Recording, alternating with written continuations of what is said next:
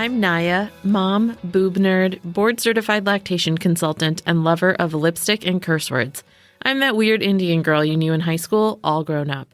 And I'm Alexis, mom, birth nerd, and therapist plus doula, encouraging parents to hold joy plus what the fuck is this mess simultaneously. Some people think I'm too much, but those aren't my people. And we are the Top Knot Squad. TKS is a tiny little podcast about motherhood in real life, the good, the bad, the ugly AF.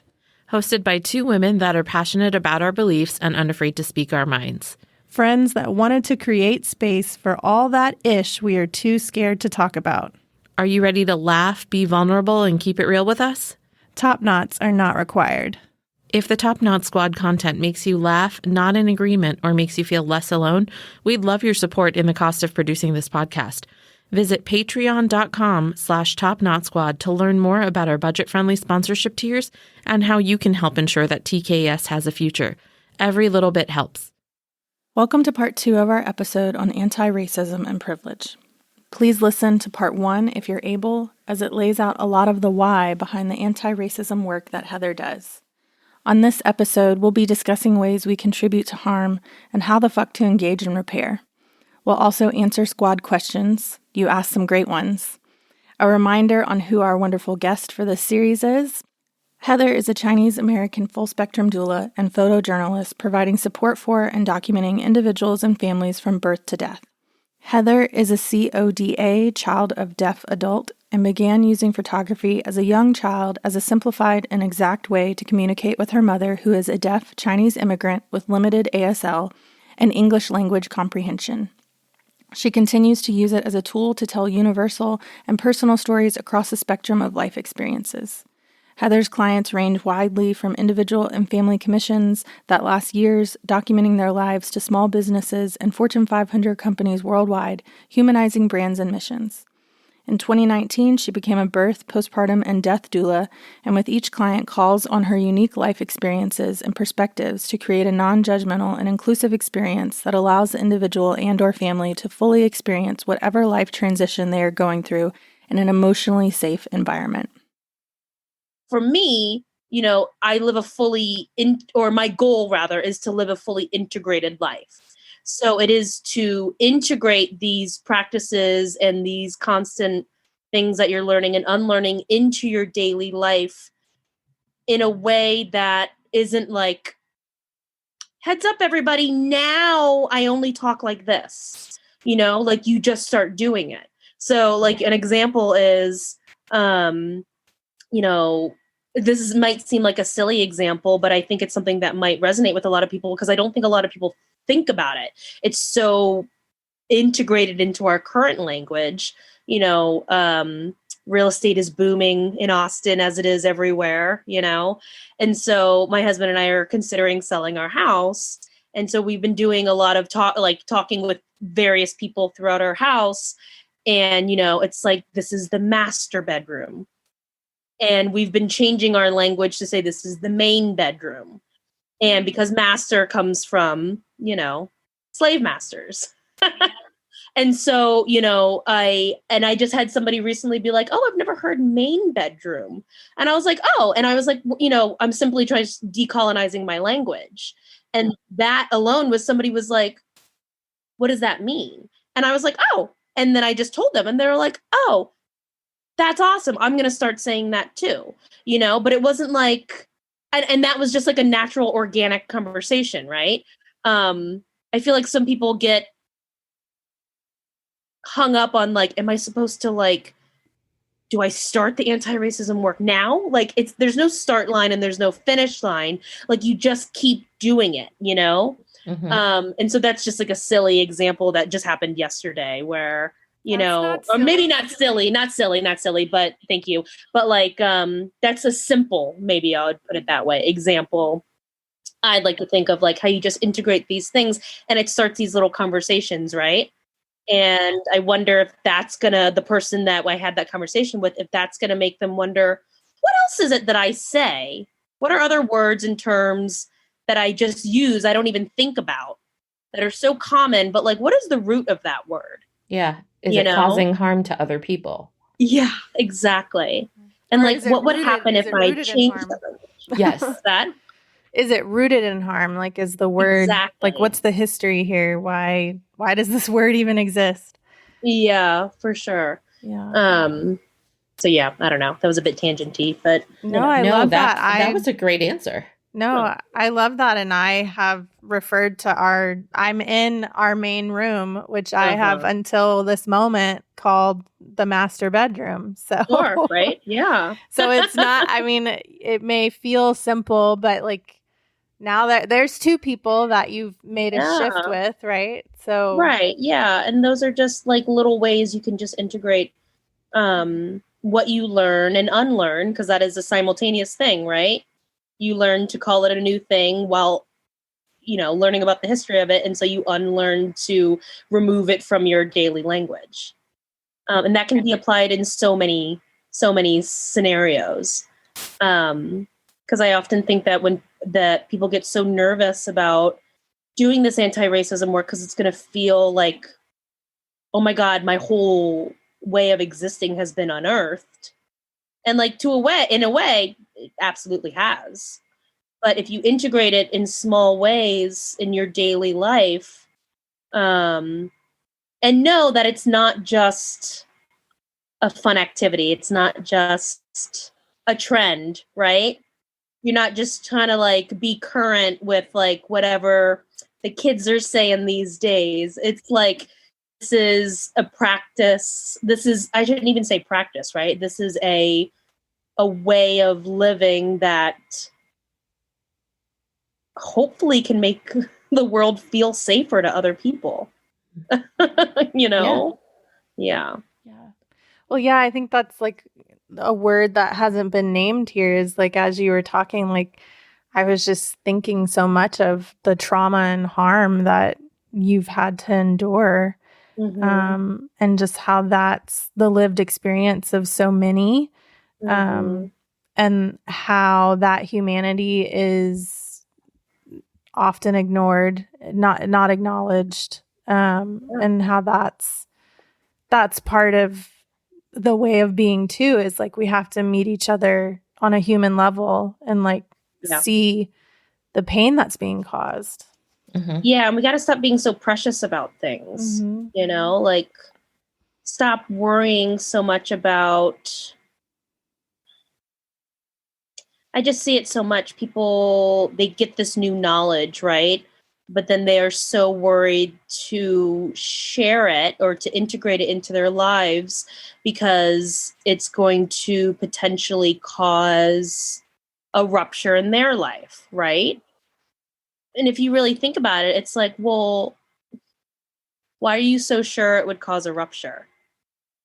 And the answer to that, I think, is because they know there might be pushback because people don't like to change. But it's like, if you're really considering what is it you're asking people to change and what is it you're asking of yourself to change, if you're so unwilling to do that, you got to interrogate the shit out of that. Yes. Is it because you're constantly winning, Mm-hmm.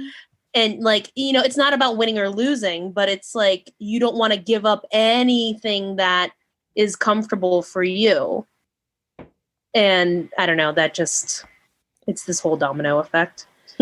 No, it is. And something I think we've said on previous podcasts, and I know I'm going to get this wrong, but I want to say it's Brene Brown, because it's always Brene Brown. But a Brene Brown quote about change doesn't come from a place of comfort, and that change stems from discomfort. And so in order to, you're absolutely right, just make these changes and make the world such a place that everybody feels safe and everybody feels heard and seen, we have to get uncomfortable.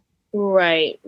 Yeah. And if it's like, it's just like, it shouldn't be that hard, right? Right. It shouldn't be that hard to like want everybody to feel safe and comfortable. Mm-hmm. And if it is really hard for you, then that is what I call a red flag. Yeah. Which, small side note of like another simple thing is like, I recently, somebody posted something about Brene Brown and just how, there's white women in these spaces that speak around anti-racism, and all of the other white people want to listen to what they have to say. Yeah. And it's all information that, you know, Black and brown people have been already sharing. And they're, you know, they're the ones recognized for those words, and for that work. And so that was disruptive for, like, I love Brene Brown, and I'm like, I'm the white person that like eats her up. Right. And I had to like pause and sit with that. And so, and I think that that's another, like that like people think that disruption means like you can never read a Brene Brown book, like, no, which is not what that means at all, right? No, it's not what it means at all. I know there's this whole notion now where it's like, it's all, or like, it's, you know, I don't know. Yeah. It's not cancel culture. I mean, that I guess is related to it. It's like, no, Brene's not canceled. What's like, no, like, oh God, I'm just so over that whole debate anyways. But yeah, like, yes, you can love Brene. Loving Brene shouldn't take away from you, you know, learning from actual Black and brown people with lived experience, you know? Like, yeah. And acknowledging that that information came from them first. Like Brene Brown didn't invent whatever the quote was. I don't even remember now what you said, Naya, but like Brene Brown didn't, like, that didn't come from her. No, like, that came somewhere else, and she's regurgitating that, right? She's just another platform sharing that information. Yeah. So. Yeah. Well, on that note, just in the interest of time, I want to skip around a little bit with the questions that we have for you before we get to our squad questions, which are also excellent. Alexis and I wanted to talk a little bit about the monthly anti-racist workshop that you do with Sarah Bonds, who we had on our on the podcast actually a little over a year ago. She was the last podcast that we recorded before COVID shut everything down, or the last in-person podcast that we did. So Alexis and I have both attended those anti-racist workshop trainings. I've only attended one. I want to attend more, but I will get there. You're good. But can you talk a little bit about what inspired that collaboration? Yeah, absolutely. So that collaboration, so basically I had gone through a rupture, right? And I had reached out to, I had reached out to Sarah as a friend, and who's someone who I know is dedicated to being in this space, right? The space of like being an ally. She doesn't call herself one, but I call her one. And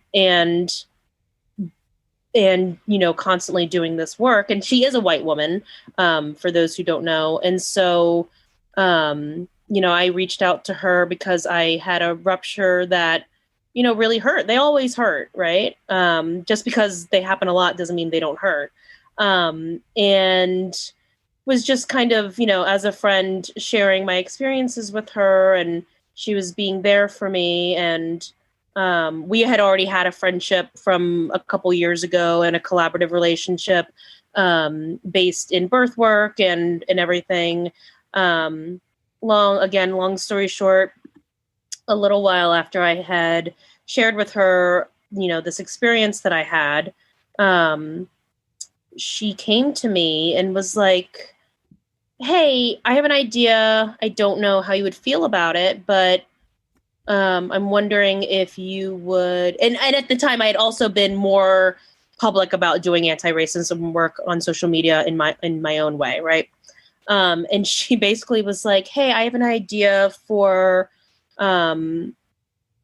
you to perhaps engage in some restorative justice, which for those who don't know, restorative justice is a way, it's basically when, you know, so it'd be like I sit down with the person or the people who caused harm. And maybe there can be other folks from the community there, maybe not, but it is a way to talk and try to not necessarily forgive, but to, you know, have some kind of justice restored, right? And she was like, you know, would you want to invite directly the people who who hurt you, and invite them into a space where we can basically teach them like how to be anti-racist, because they clearly don't know. And I was like, oh, wow, like I'm bold, but that's real bold, you know? And I was like, I don't know if I'm there yet. Right. I would love to be able to do that and directly reach out. But I was like, I'm still too tender. It just hurts too much still. But the evolution of that was, she basically was like, what do you need? And I was like, I need to believe in white people. Like, I need to believe that not all white people are awful. And I need to believe that people give a shit. And it isn't just based on, people dying every day, which happens it happens anyways. But like it being sensationalized on the news and then becoming a hashtag and becoming all these things, which, I have no problem with those things being those things. I mean, obviously I have no control over that, but it's like, what I do have a problem with is that seems to be the only time when white people give a shit. And that is called performative work, and it's like, I want to know that there are white people that give a shit around the clock, without it being just like, oh, let me just throw some money at it, or let me whatever, Mm-hmm. Because I was not feeling that after this last rupture. And so that evolved into, hey, let's co-host these classes together so I can feel more empowered in leading this work. And she was like, and you can lean on me because I know she was saying she knows that she was wanting to be very careful about not putting too much of the burden of educating others on me, because I do have this lived experience of experiencing racism all the time. And so there's a delicate balance there too, right? But I also have the lived experience, and she is a white woman. And I told her, I was like, it's hard for, like, I don't want you to be the authority on this, And she was like, I have the educational background, you have the lived experience. And basically we agreed we're going to do this until it doesn't feel good anymore, or until we don't want to. And so far it still feels good. And it's a partnership, and when I feel like I need to tap out, she's like, okay, just tap out, and so that's how it was born. Yeah, me too. It was really organic. And like, to me, she showed up in a way that surprised me. And she even said, she was like, I know that I also am a white woman, so I would understand for you not to trust me. And for me, I'm someone who it's funny because I think a lot of people who I've had ruptured relationships with, I think they walk away and they think that I'm just like this angry person, right? And like, sure, I have anger. I have a full spectrum of emotions, right? And my anger is justified, but like, ultimately, I'm a very optimistic and happy person. And I think in order to sustain in this work, you have to have all of that, right? You have to bring all the emotions to the table, but ultimately you have to be an optimist, because you have to believe that people can actually change. Right. Because it could be so easy to just think that people never will. So then what's the point, Yeah. Yeah. I'm just curious, like, did you end up inviting those people to the group? I invited, no, not directly, but, Austin's a small town.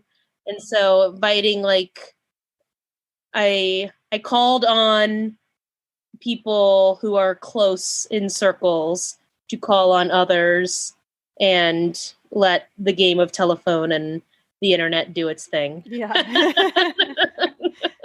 I was just curious. I'm assuming even if that happened, they haven't showed up. No, they have not shown up, but so that's fine, Yeah.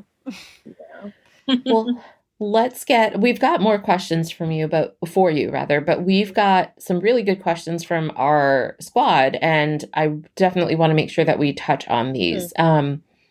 The first one is a really, really good one. It says, how do you handle friends that aren't on the anti-racist journey? Yeah. So, yeah,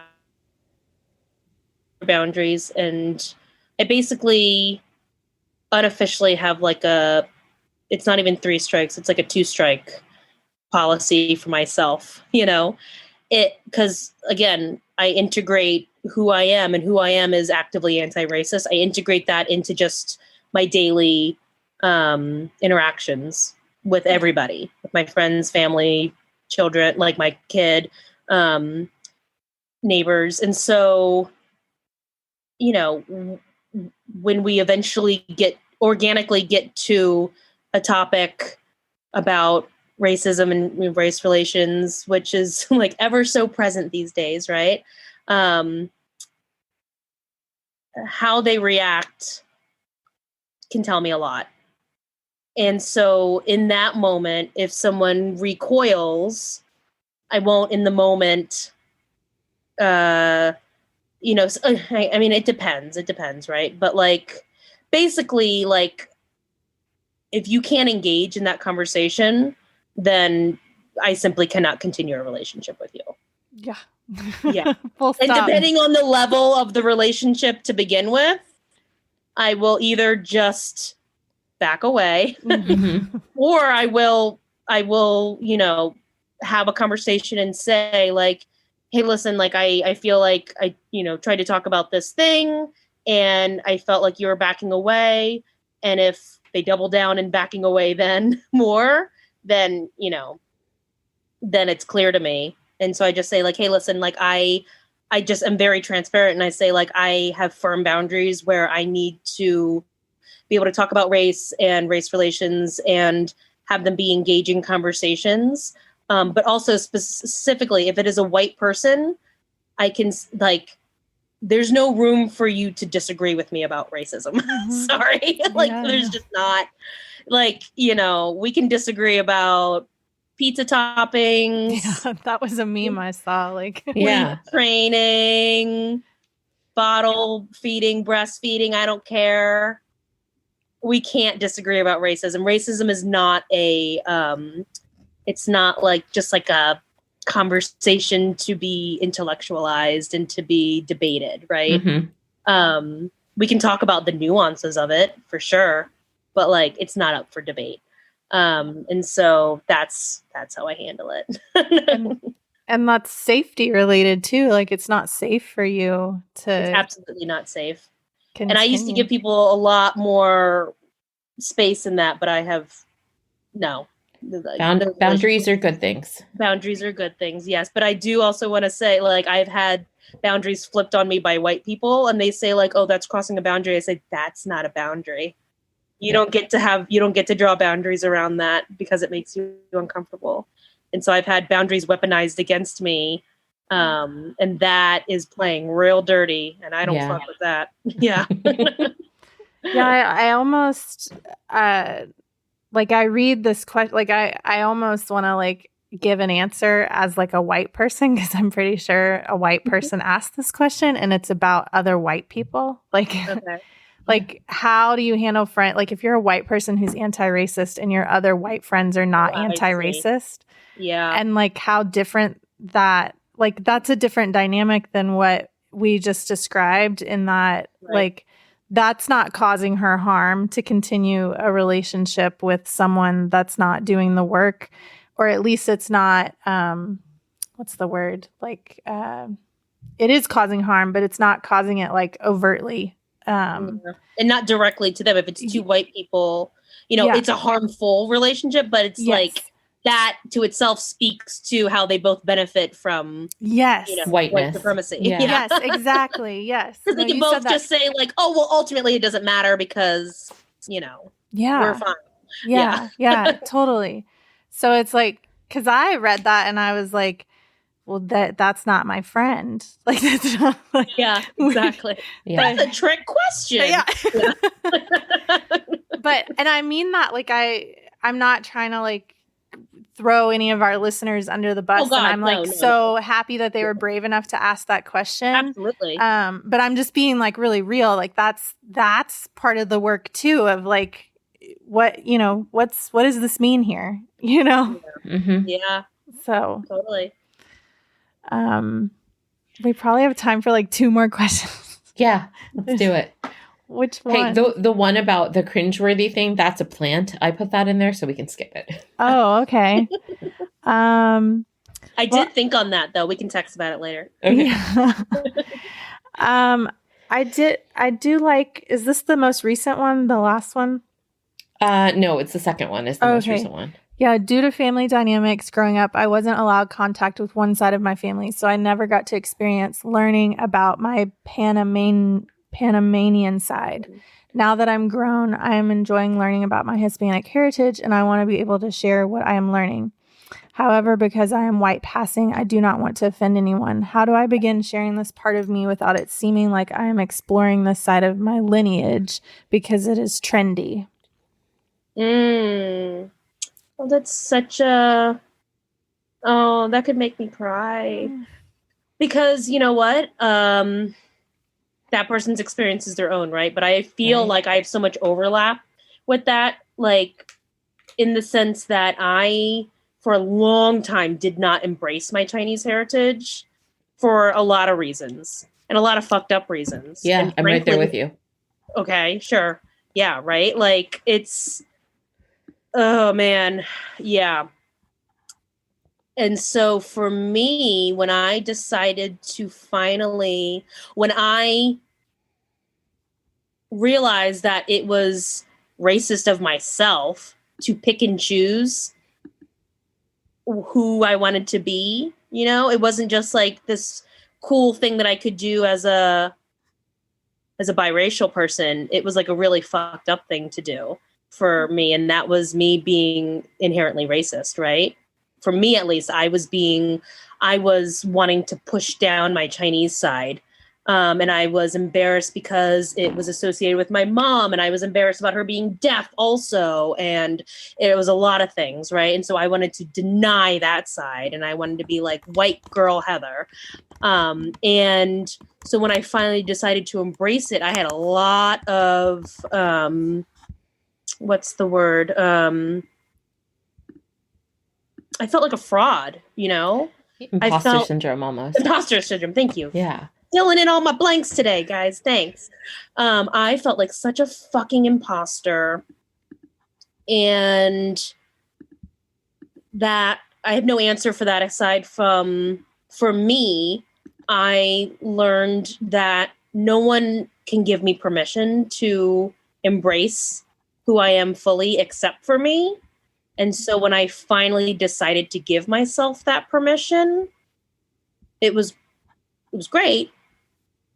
And that has been such a part of my anti-racist journey, right? And so to this person, I would like to just say, like, I just hope that you give yourself permission, but I understand that it's a journey. Mm-hmm. And so you're going to have to live through whatever it takes to get you there. But I would say, if and when you get there, and I hope you do, I don't have any shame about exploring it because it is yours, you know? Mm-hmm. And like, how exciting to be able to explore this whole other side of you, you know? I love that. Well, let's ask one more question. And so I'm going to ask the last one, Alexis, because we touched on the other one as well. The question is, how can I, as a person of color, help my white friends and colleagues understand and empathize with my experience and essentially contribute to their growth without taking on all the work? This person says, I know it's important, but I'm emotionally exhausted from some recent conversations around this topic and wonder if there's a better way. Oh, God, yes, right. Do you feel this way too, Naya? I do a lot of times. And I'm like, you have Google, like you can just look it up. There's books you can read. You can search for them. I do a lot of times. Yeah. And so I've tried to be better about setting those boundaries and knowing that, like, look, if it takes me more than 2 minutes to look it up, and it's not just, it's around a lot of things. But like if it takes me more than 2 minutes to look up, I'm just going to be like, listen, I can't tell you right now, but there's some great books about it. Here's an author, put it into Amazon and Barnes and Nobles or whatever, and you'll get some other suggested titles or something like that. Yeah, absolutely. I think that all of that, everything you just said, 100%.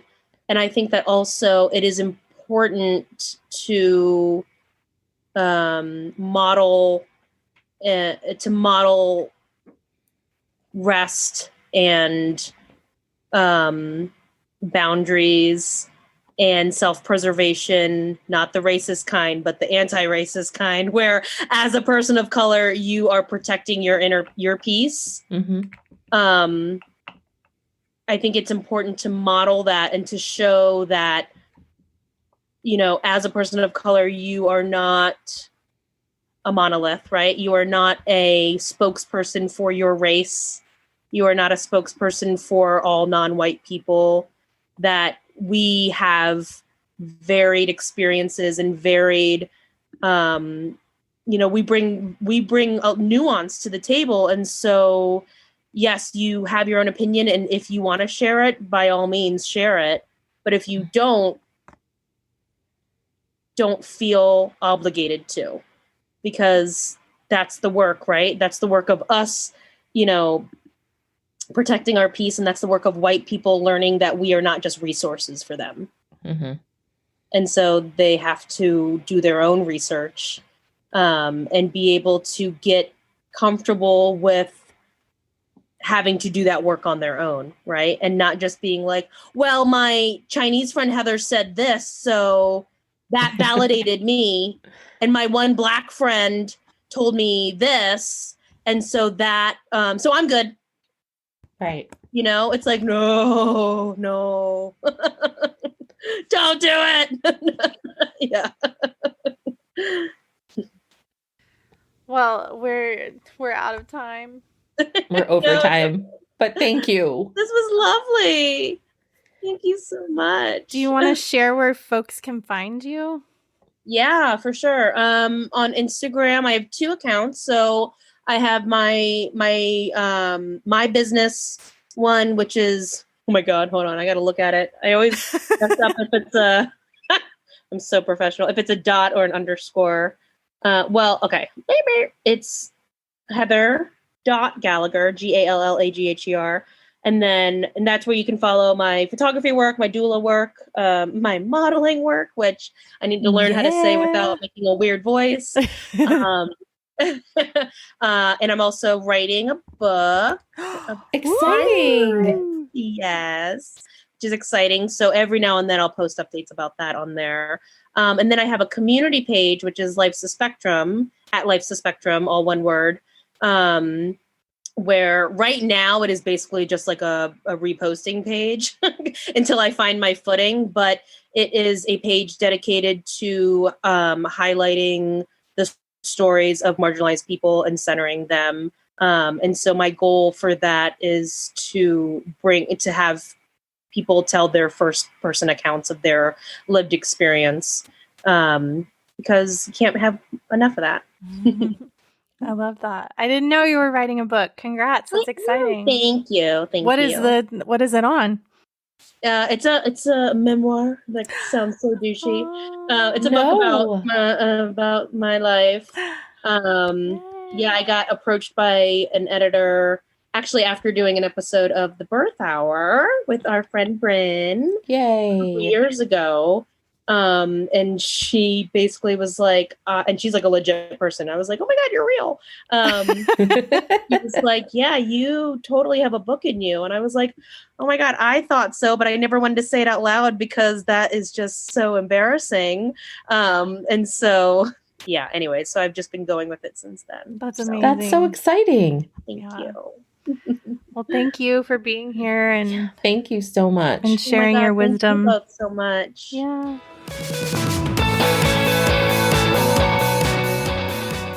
If the Top Knot Squad's content makes you laugh, nod in agreement, or makes you feel less alone, we'd love your support in the cost of producing this podcast. Visit patreon.com/TopKnotSquad to learn more about our budget-friendly sponsorship tiers and how you can help ensure that TKS has a future. Every little bit helps. If you like what you hear, then be sure to click the subscribe button in your podcast app. While you're there, leave us a review. You can find us on social media. Just search for Top Knot Squad. We welcome your feedback and love making new friends.